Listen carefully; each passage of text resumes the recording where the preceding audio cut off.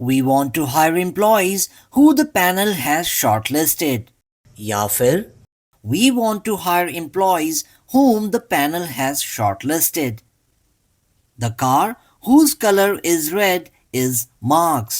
या हम कहें The car, the color of which is red, is Mark's. The book that you gave me was interesting. क्या हम इस सेंटेंस में रिलेटिव प्रोनाउन दैट को ड्रॉप कर सकते हैं और कह सकते हैं The book you gave me was interesting.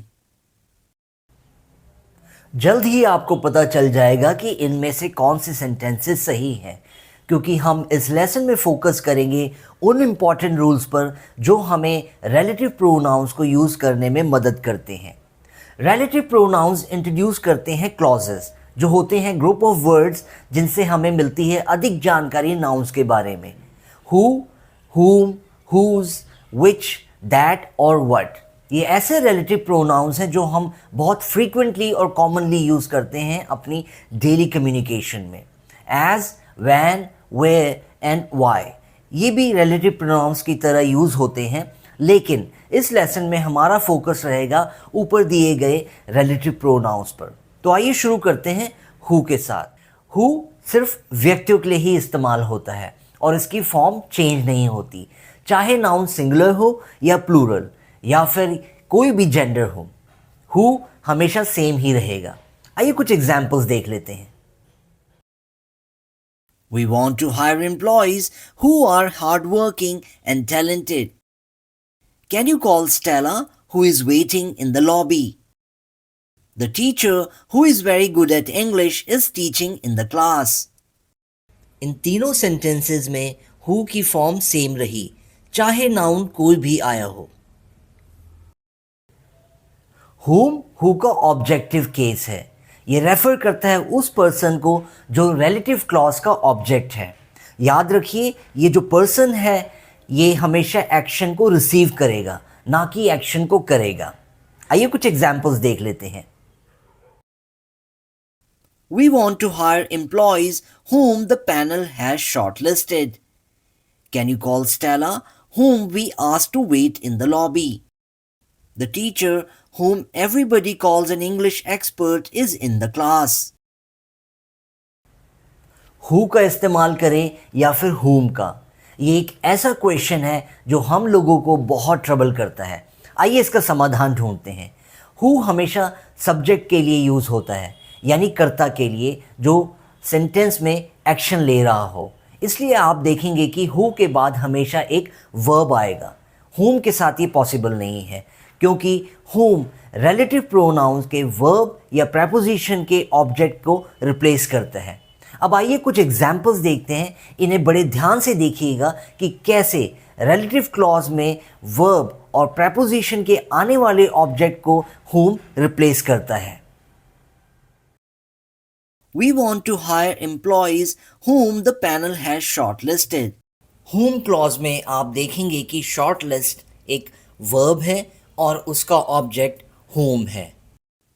Can you call Stella, whom we asked to wait in the lobby? इस सेंटेंस को अगर आप रीफ्रेज करेंगे तो पाएंगे कि आस्क का ऑब्जेक्ट whom है। The teacher, whom everybody calls an English expert, is in the class. Relative pronoun whom से शुरू होने वाले इस क्लॉज में आप देखेंगे कि कॉल्स वर्ब है और उसका ऑब्जेक्ट whom है। आइए अब प्रेपोजिशन से कुछ एग्जाम्पल्स देख लेते हैं। The man from whom you sought help is calling you outside. यहाँ पर मुश्किल नहीं होगी, क्योंकि आप इजीली देख सकते हैं कि फ्रॉम के बाद उसका ऑब्जेक्ट आया है जो कि whom है। The teacher to whom you have lent your book is our principal. इस वाक्य में भी प्रेपोजिशन टू का ऑब्जेक्ट whom है। whose और of which, इन दोनों के इस्तेमाल को लेकर भी काफ़ी कंफ्यूजन बनी रहती है। आइए इसको भी दूर कर लेते हैं। whose का इस्तेमाल हम करते हैं पोजेशन बताने के लिए कि कोई चीज़ किसी को बिलोंग करती है। अब क्योंकि whose हु की पोजेसिव फॉर्म है तो इसका मतलब ये सिर्फ व्यक्तियों के लिए ही इस्तेमाल हो सकती है, लेकिन मॉडर्न इंग्लिश में हम whose का इस्तेमाल निर्जीव वस्तुओं की पोजेशन बताने के लिए भी कर लेते हैं। हालांकि काफ़ी ग्रामेरियंस और टीचर्स का अभी भी यही मत है कि ऑफ विच ही सही चॉइस है जब हमें निर्जीव वस्तुएं यानी इनएनिमेट ऑब्जेक्ट्स की पोजेशन को बताना हो। तो ऐसे में क्या करें? यहाँ पर मेरी ओपिनियन है कि जब आप इनफॉर्मल कम्युनिकेशन में हैं या फिर स्पोकन इंग्लिश की बात की जा रही हो या फिर हम किसी कॉन्वर्सेशन में हैं, तो वहाँ पर आप हुज का इस्तेमाल व्यक्तियों और निर्जीव वस्तुओं की पोजेशन बताने के लिए दोनों के लिए कर सकते हैं। लेकिन अगर आप फॉर्मल कॉन्टेक्स्ट में हैं या फिर ऑफिशियली कम्युनिकेट कर रहे हैं, एग्ज़ाम में बैठे हैं, तो वहाँ पर ऑफ विच के साथ ही आप पोजेशन को बताएं निर्जीव वस्तुओं की।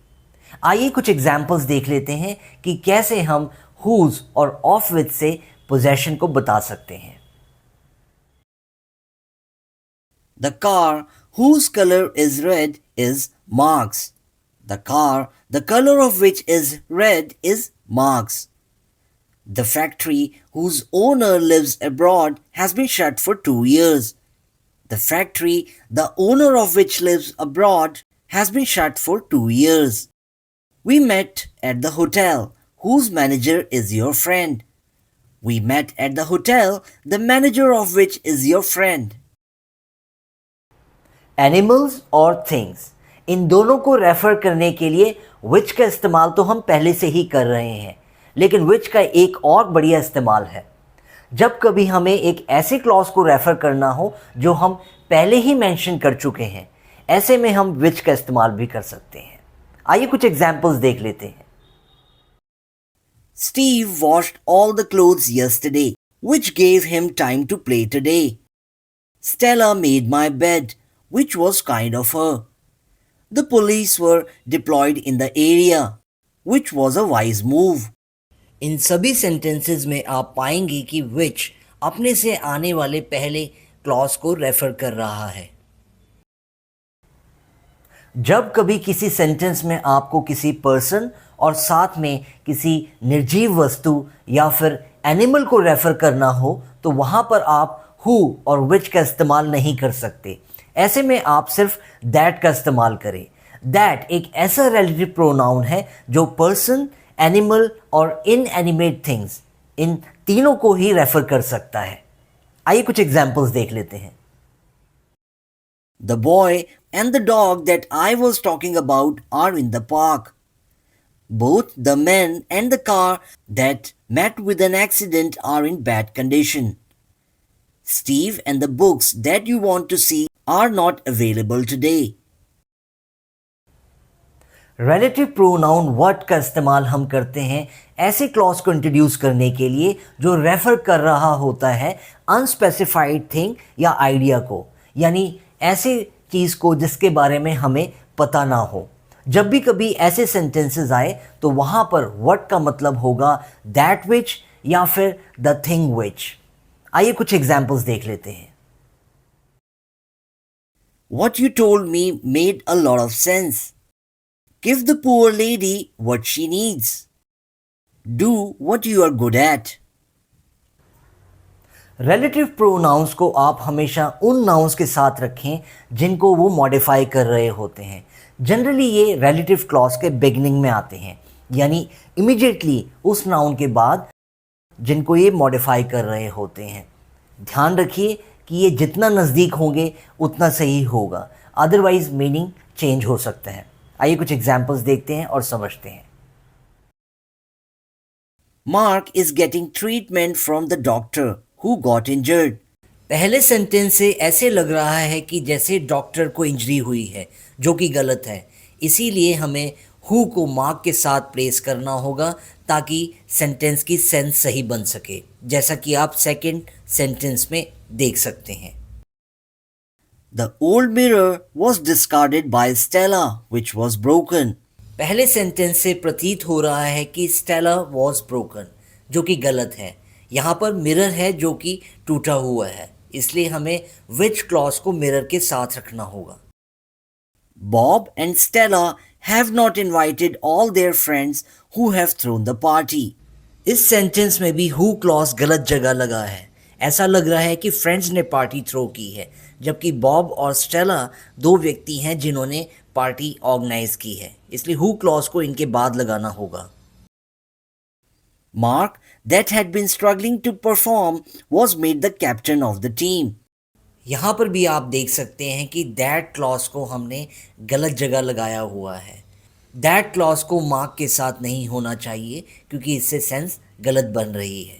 हमें इसे टीम के बाद रखना होगा ताकि सेंटेंस का मतलब सही निकल सके। Who, whom, which और that इन रिलेटिव प्रोनाउंस को हम ड्रॉप भी कर सकते हैं अगर ये किसी रिलेटिव क्लॉज के ऑब्जेक्ट के रूप में आ रहे हों। ज़्यादातर हम ये इनफॉर्मल कम्युनिकेशन या स्पोकन इंग्लिश में करते हैं ताकि हमारी कम्युनिकेशन का फ्लो स्मूथ हो सके। आइए कुछ एग्जाम्पल्स देख लेते हैं। The book that you gave me was interesting. The book you gave me was interesting. The car which Steve sold last week has met with an accident. The car Steve sold last week has met with an accident. The boy whom you met in the market owns a dog. The boy you met in the market owns a dog. In relative pronouns को हमेशा drop करना भी possible नहीं है, specially जब ये relative clause के subject के रूप में आए। अगर आप इन्हें ड्रॉप करेंगे तो ऐसे में हमारे सेंटेंसेस ग्रामेटिकली इनकरेक्ट हो जाएंगे। आइए कुछ एग्जांपल्स देख लेते हैं। The book that was gifted to you was interesting. The book was gifted to you was interesting. The car which was sold last week has met with an accident. The car was sold last week has met with an accident. The boy who owns a dog is playing in the park. The boy owns a dog is playing in the park. इन तीनों sentences में that, which और who को drop करने पर sense बिल्कुल भी नहीं बन रही है, इसलिए इनका होना बहुत ज़रूरी है। Who, whom, which और that इनको हम easily ड्रॉप कर सकते हैं जब ये किसी preposition के ऑब्जेक्ट के रूप में आए। ऐसे में हम preposition को relative clause के एंड में लेके जाएंगे ताकि मीनिंग चेंज ना हो। आइए कुछ एग्जाम्पल्स देख लेते हैं। The girl to whom you were talking is my sister. The girl you were talking to is my sister. The car in which I was traveling broke down midway. The car I was traveling in broke down midway. Have you made the changes to which I drew your attention? Have you made the changes I drew your attention to? इन सभी sentences में आपने देखा कि जैसे ही हमने relative pronouns को drop किया तो प्रेपोजिशन क्लॉजेस के एंड में आ गई, जिससे सेंटेंस के मीनिंग पर कोई फर्क नहीं पड़ा। सो फ्रेंड्स, ये थे कुछ इंपॉर्टेंट रूल्स जिनसे हम रिलेटिव प्रोनाउंस को सही से इस्तेमाल कर सकते हैं। आई होप जो इन्फॉर्मेशन मैंने आपके साथ आज शेयर की वो आपको पसंद आई होगी। प्रोनाउंस से रिलेटेड हमने काफ़ी लेसन्स बनाए हैं जिनकी प्लेलिस्ट का लिंक ऊपर दिया गया है और डिस्क्रिप्शन में भी। आप साथ में इनलाइवन इंग्लिश ऐप को भी डाउनलोड कर लीजिए। यहाँ पर आपको वेरियस पार्ट्स ऑफ स्पीच से related lessons, courses, free grammar tips और क्विज़ेस भी मिलेंगी जिनसे आप अपनी ग्रामर की नॉलेज को और भी बढ़ा सकते हैं। और साथ ही आपको मौका मिलेगा मेरे से पर्सनली बात करने का, अपनी प्रॉब्लम्स और कोई भी डाउट्स को शेयर करने का एक मौका। मैं कोशिश करूंगा कि आपको सही से आंसर दें ताकि आप कॉन्फिडेंटली ग्रामर को यूज़ कर सकें। मैं नए लेसन के साथ फिर दोबारा आपके साथ हाजिर होऊंगा। तब तक के लिए कुछ सीखते रहिए, कुछ नया करते रहिए। धन्यवाद।